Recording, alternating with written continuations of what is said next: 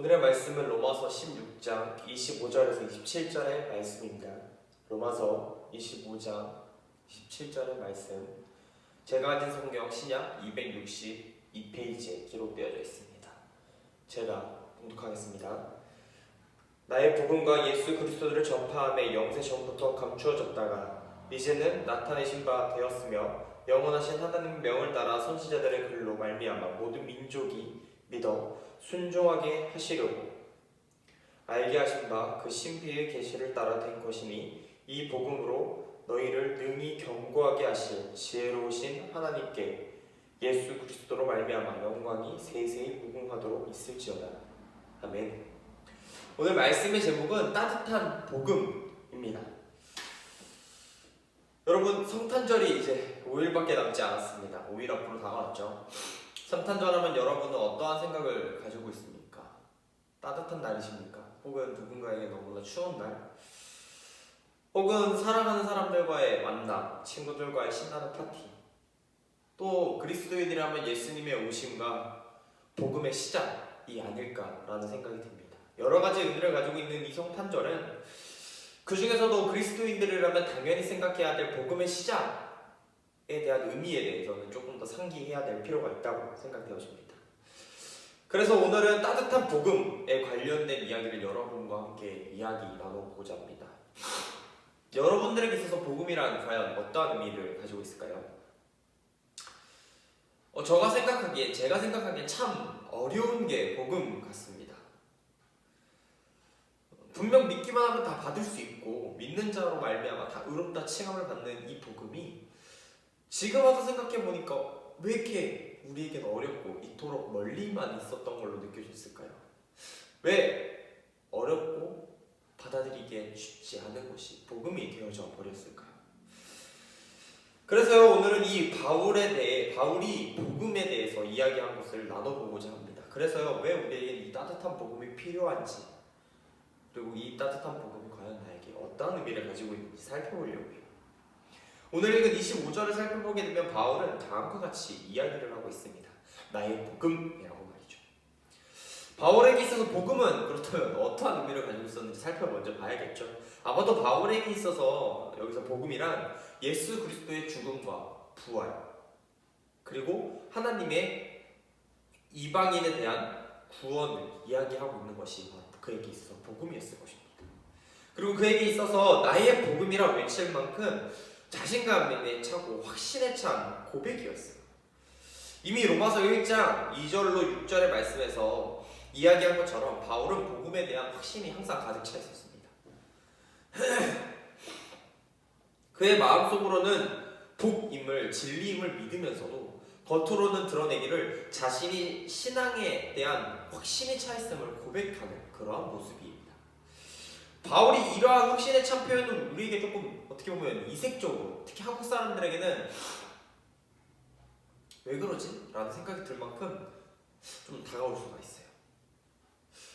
여러분이 살고 있는 집 있으시죠? 예, 저도 이 교회에서 지내고 있는데 이 집을 다른 사람에게 나와 같이 가자고 이야기를 한번 해보신 적이 있습니까? 예, 그때 보통 우리 이렇게 얘기합니다. 우리 집 같이 갈래? 절대 나의 집 갈래? 라고 이야기는 잘 안 해요. 이러한 표현은 쓰지 않아요. 나의. 조금 더 자연스러운 대화를 위해서는요, 한국 사회에서는 개인의 소유권을 주장하는 표현들 있죠. 이런 표현들이 매우 극히 드물게 발생한다고 합니다. 그래서 나의 복음이라는 표현 자체는 이 의미가 주는 의미는 극히 우리 정서에는 잘 맞지 않는, 그래서 바울이 살짝 교만해 보일 수도 있습니다. 바울이 여기서 나의 복음이라고 자기중심적으로 표현한 것이라고 생각할 수도 있는데 그것은 절대 아니에요. 그가 의도한 바는 그것이 절대 아닙니다. 바울은 자신이 가지고 있는 복음에 대한 확고한 생각을 가지고 있었습니다. 이러한 표현은 기독교 역사에 있어서 많은 이들이 몸으로도 실제로 보여줬었어요. 이 확고한 의지가요. 주변에서 어떠한 어려움이 닥쳐와도 그들은 굴하지 않고 복음에 대한 자신이 가지고 있는 확고한 의지를 가지고 주위 사람들에게 나의 복음은 바로 이것이다, 주님이 주신 나의 복음은 이것이다 라고 이야기하며 강하게 소리치며 나아갈 수 있는 자들이 우리 기독교 역사에는 항상 존재했습니다. 누가 있었냐고요? 기세등등하고 과격한 유대인들 앞에서 끝까지 주님을 전함으로 죽음을 맞아들인 순교자 스데반, 최초의 순교자 스데반. 그리스도의 십자가를 생각하며 믿음을 굽히지 않고 맹수형을 당한 안디옥 교회의 교부 이그나티우스, 공개 재판을 통해 우상 숭배를 강하게 거부해 목배임을 당한 저스틴, 1637년 일본에서 몰살당한 111명의 선교사들, 심사참배를 거부했다는 이유로 1944년 4월 21일 평양 감옥에서 선교한 주기철 목사님까지, 이분들 이외에도 정말 많은 사람들이 주님께서 주신 복음이 무엇인지 확신을 가지고 나아갔을 때 변하지 않았던 분들이 너무나 많습니다. 이 모든 분들이 자신에게 닥친 모든 상황에서도 복음에 대한 확신을 굽히지 않고 확신을 가지고 나아갔습니다. 여러분에게도 복음에 대한 믿음과 확신이 있으십니까? 어떠한 상황에도 굴복하지 않고 절대 넘어가지 않을, 그리고 자신의 목소리를 낼 수 있으시겠습니까? 우리는 복음에 대한 확신은 있지만 그 확신을 이야기함에 있어서 불안해하고 떨려할 때가 간혹 있습니다. 성경에서는 너희 속에 있는 소망에 관한 이유를 묻는 자에게 대답할 것을 항상 예비하되 라고 베드로전서에서 이야기하고 있습니다.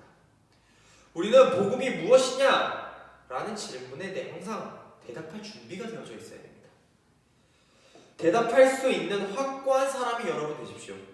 복음에 대한 진리를 다른 어떠한 것에 바꾸지 않는 사람이 되어야만 합니다. 여러분은 그렇게 하실 수 있어요. 그래서 26절을 다시 살펴보면 25절과 비슷한 맥락이 나와요. 바로 바울은 예수님의 복음이 영세 전부터 감추어져 있다가 나타난 것이라고 되어져 있습니다. 즉 복음이 우리 앞에 갑자기 어디서 지나가다 툭 하늘에서 떨어지듯이 떨어진 것이 아니라 분명한 계획 속에서 하나님의 역사하심이 일어났다는 것이죠. 하나님은 태초로부터 복음에 대한 정확한 계획이 있으셨으며 이는 우리에게 그리스도의 탄생과 죽음, 부활, 그리고 이를 믿는 모든 자들에게 구원받을 수 있을 것이라는 철저한 계획을 가지고 있으셨습니다. 많은 이들이 그럼 그전엔 뭐하다가 이제 와서야 하나님은 우리를 구원하셨고 굳이 그 방법을 사용하셨는가? 라고 말을 하는 사람들이 있어요. 이러한 질문에 대한 반론은 상당히 곤란합니다, 사실. 그런데 확실한 답이 존재해요. 그렇게 보는 사람들은 하나님을 인간이 죄를 짓자 그제서야 당황하고 방관하고 있다가 급작스럽게 방법을 찾은 것 마냥 예수님을 우리에게 보내신 것처럼 이야기를 합니다. 그리스도를 믿지 않는 사람들은.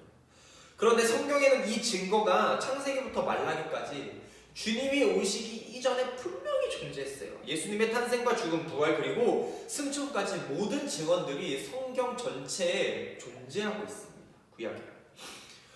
주님은 계획하셨고 우리를 위하여 분명히 존재하며 사랑으로 우리에게 다가왔습니다. 여러분 놀랍지 않습니까? 우리를 위해서가 아니라 나를 위해서 주님은 예수 그리스도를 우리에게 보내주셨습니다.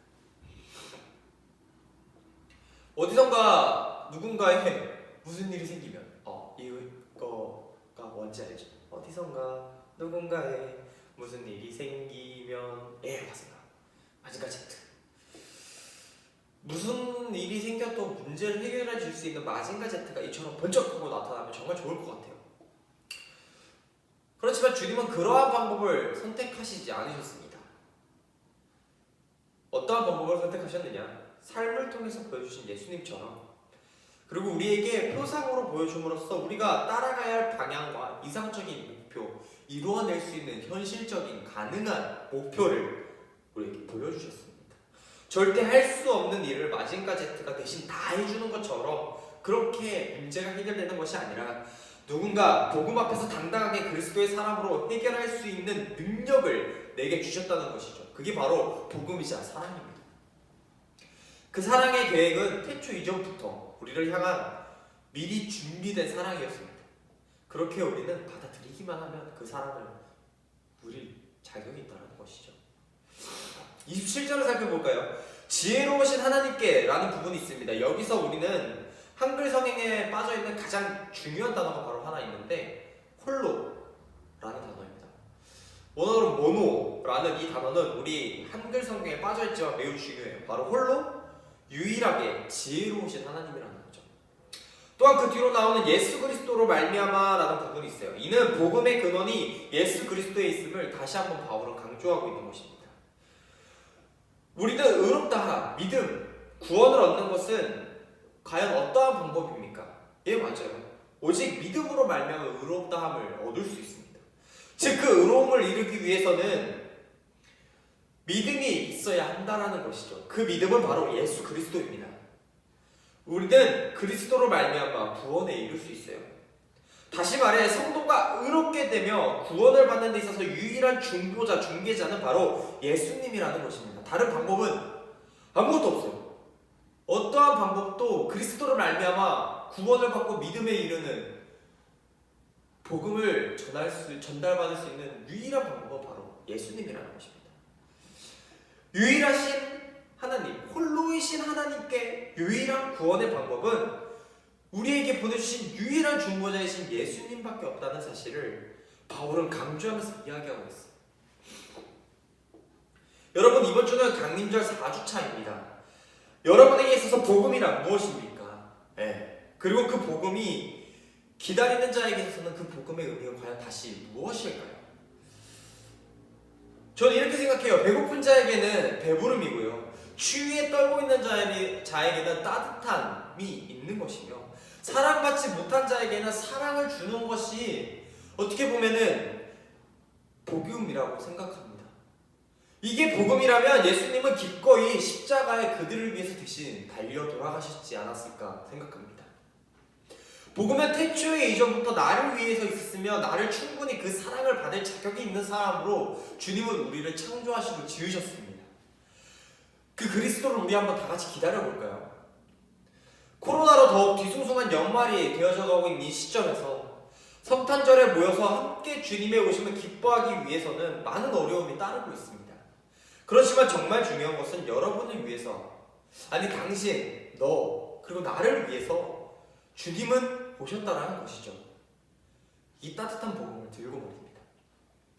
이 복음을 잊지 말고 살아가시는 여러분이 되시길 바랍니다. 한 주간 살아가시면서 여러분에게 있어서 복음이 빛이 되시고 희망이 되시며 따뜻함, 사랑, 평안, 기쁨, 감사, 안위, 행복이 되시는, 그래서 주님께 받은 복을 이웃들과 나누고 살아가시는 따뜻한 연말, 따뜻한 복, 따뜻한 복음이 되시기를 여러분이 항상 그것들을 먼저 들고 나가는 그리스도인이 되시기를 간절히 바라고 기도하겠습니다.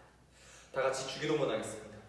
하늘에 계신 우리 아버지여, 이름이 거룩히 여김을 받으시오며 나라가 임하시며 뜻이 하늘에서 이루어진 것 같이 땅에서도 이루어지이다.